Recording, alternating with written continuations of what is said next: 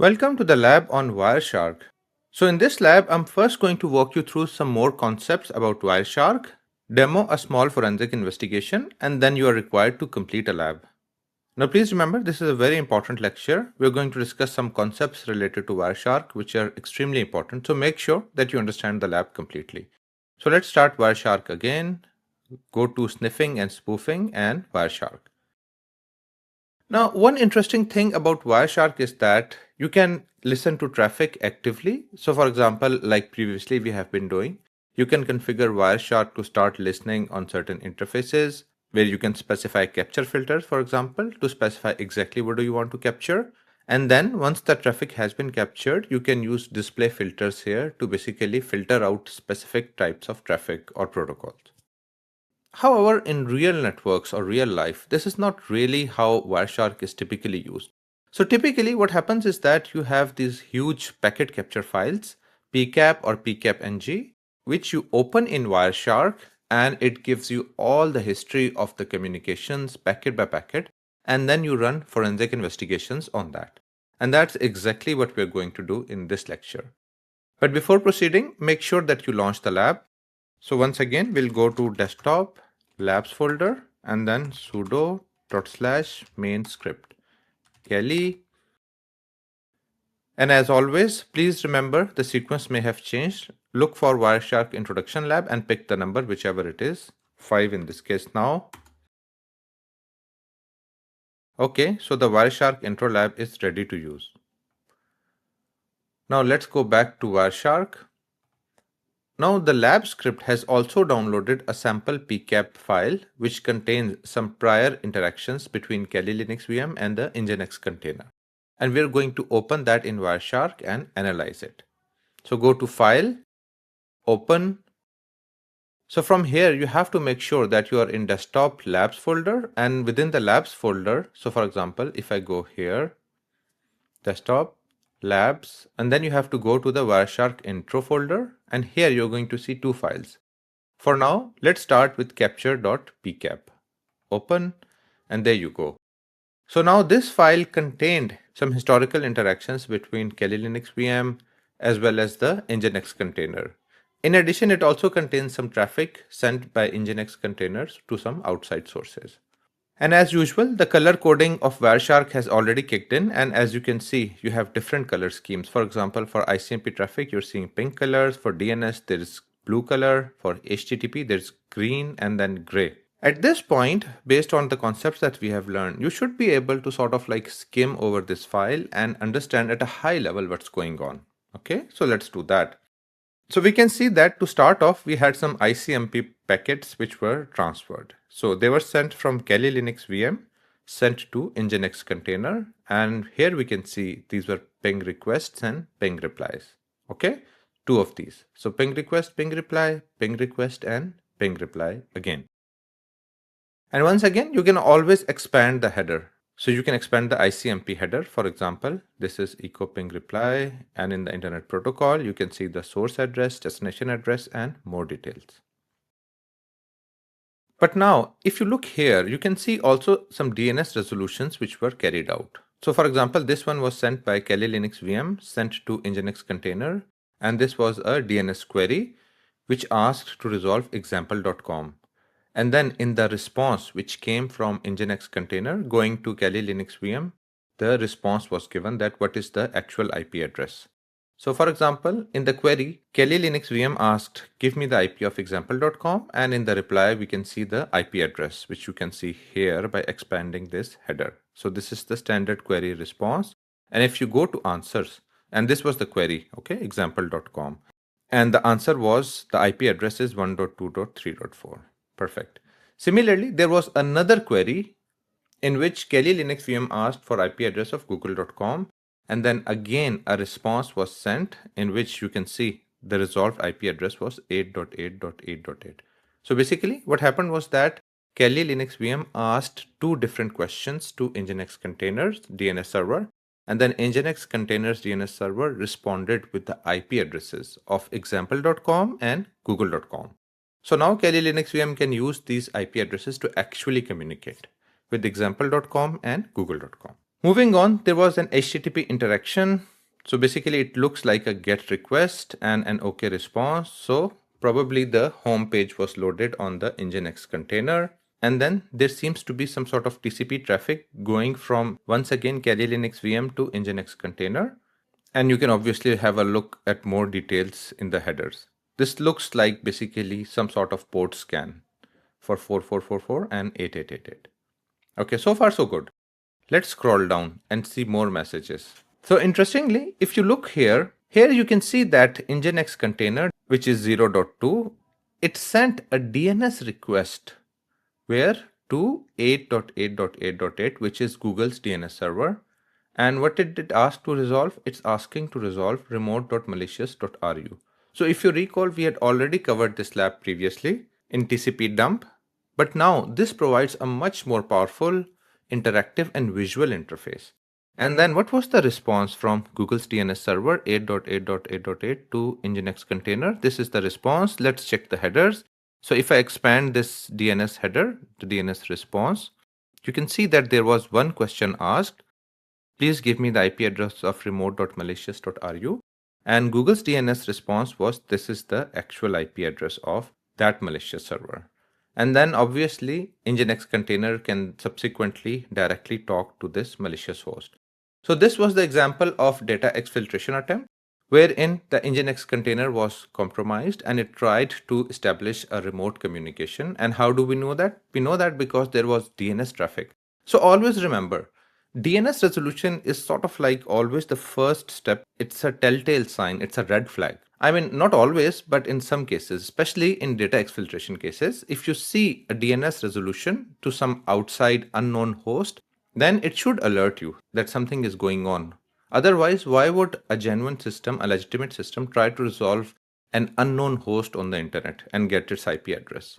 And usually, subsequently, there may be more communication using, for example, TCP protocols to actually send the data outside.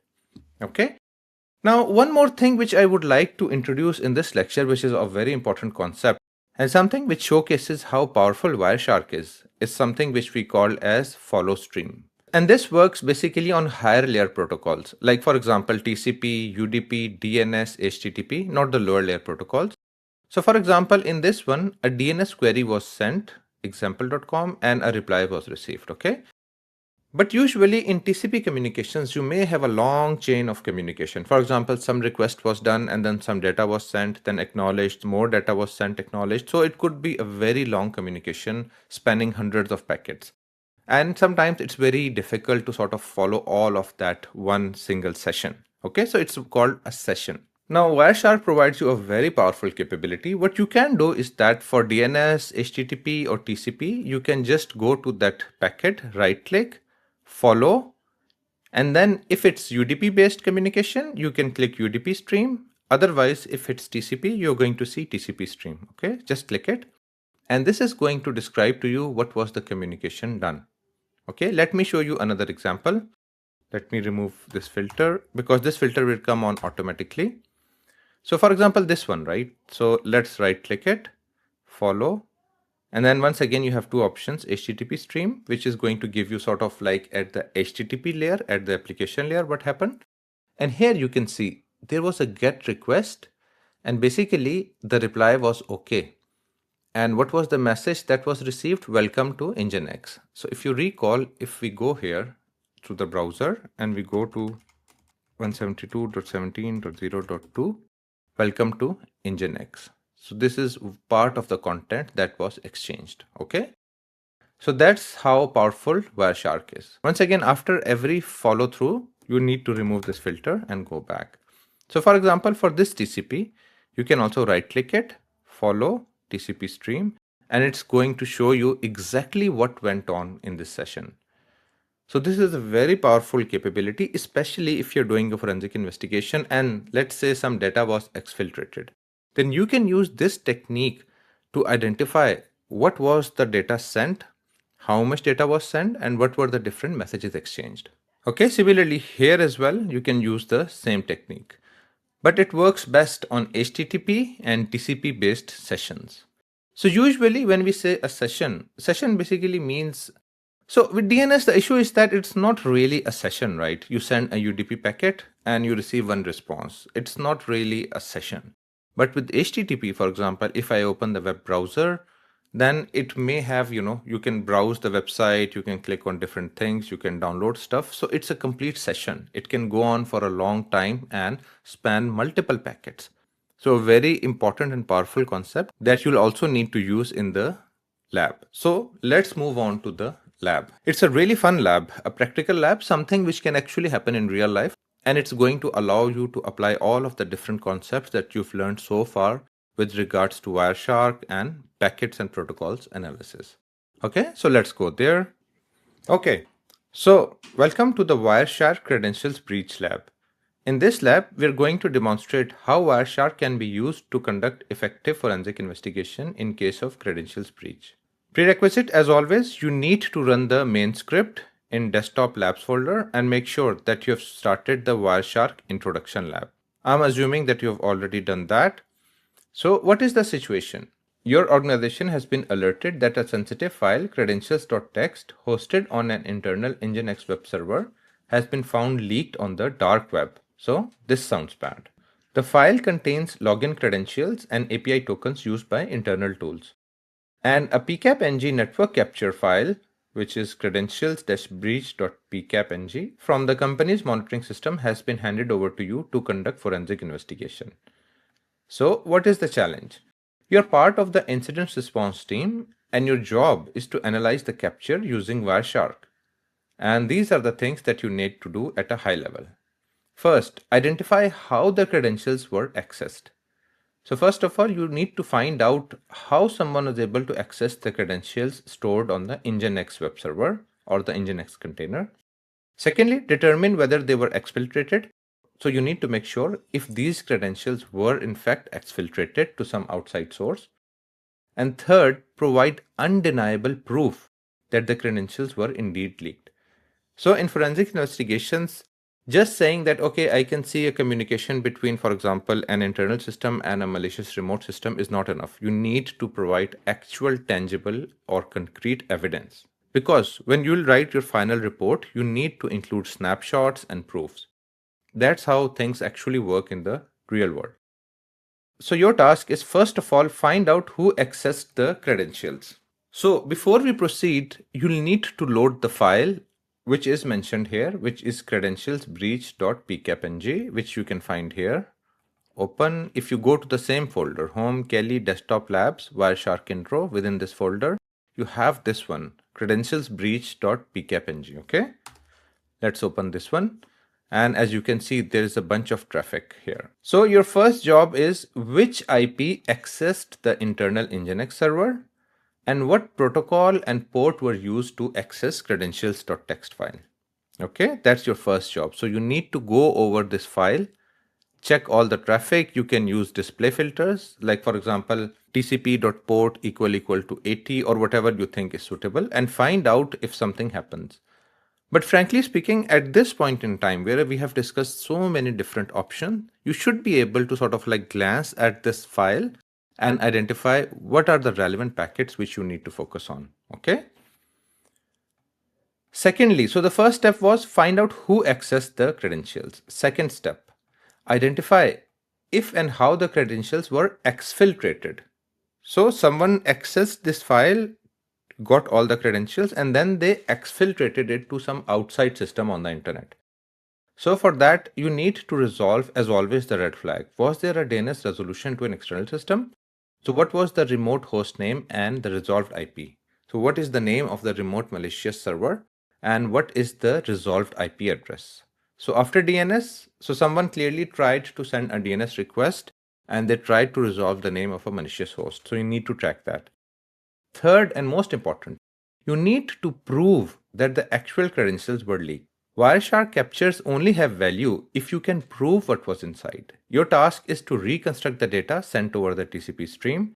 You need to take a screenshot of the payload and exactly show what are the credentials that were lost or exfiltrated.